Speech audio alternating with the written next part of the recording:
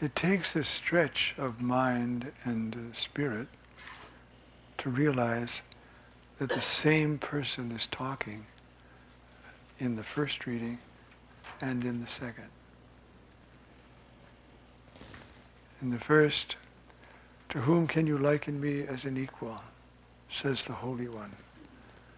"Lift up your eyes on high and see who has created these things. He leads out their army and numbers them. The Lord is the eternal God, creator of the ends of the earth. He does not grow faint nor grow weary, and his knowledge is beyond scrutiny. He gives strength to the fainting. For the weak, he makes vigor abound. Though young men faint and grow weary, and youth stagger and fall, they that hope in the Lord will renew their strength. They will soar as with eagle's wings. They will run and not grow weary, walk and not grow faint." You see? They that hope in the Lord. And then we have here, you see, "Come to me, all you who labor, and I will refresh you. Learn from me." And so here in the Gospel, we learn how to understand the word of the Lord in Isaiah, because it's the same Lord speaking here. It says, "Come to me."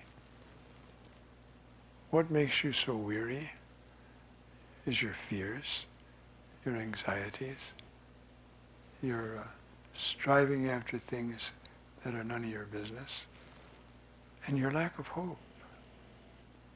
If you really trusted me, you would rely on my strength. So it's quite a beautiful message for Advent. It's a message of hope. So this is a promise. You come to me, and I'll give you rest. You come to me, and learn from me.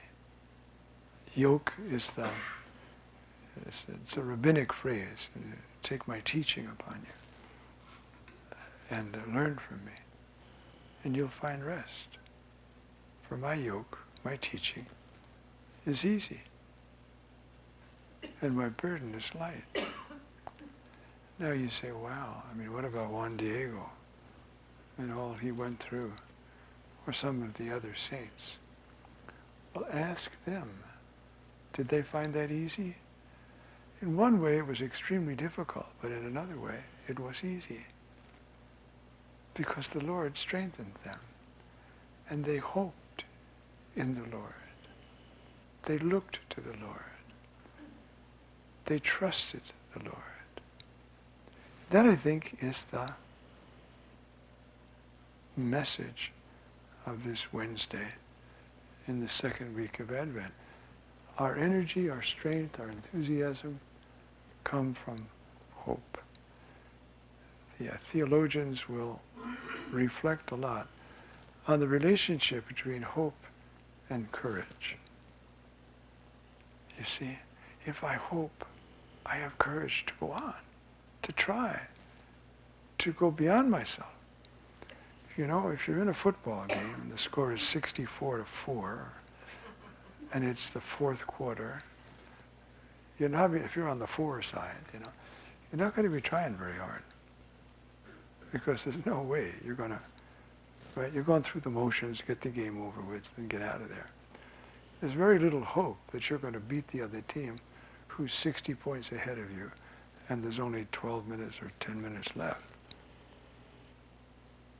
There's no hope, and therefore there's no courage. It's when there's hope that there's courage. And that's why the saints, you see, look at St. Teresa of Avila. She used to say, either let me suffer or let me die. Either let me continue to be like Christ and carry his sufferings for the building of the church, or let's get out of here. Let me go see him. be with him forever. So it's a precious gift, this gift of hope. And we have heard God himself address us this morning.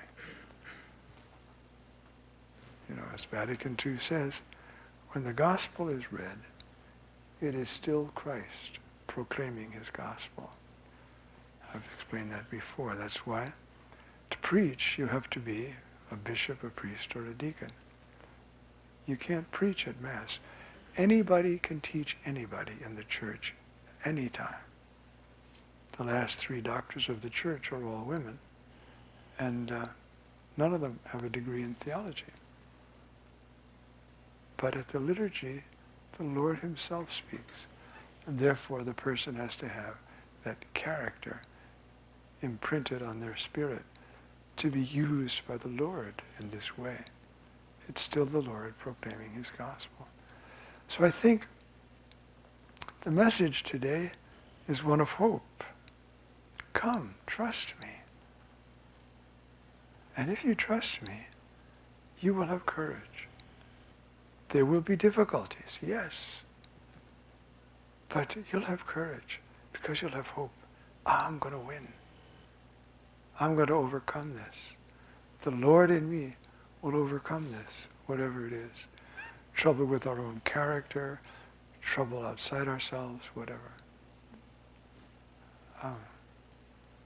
There's a promise here. Come to me, and I'll give you rest. Come to me, and I'll give you rest. That's a promise. If we want to know the truth of the promise, go to the Lord today. Talk to him about whatever it is that's burdening you. And you'll find rest and courage.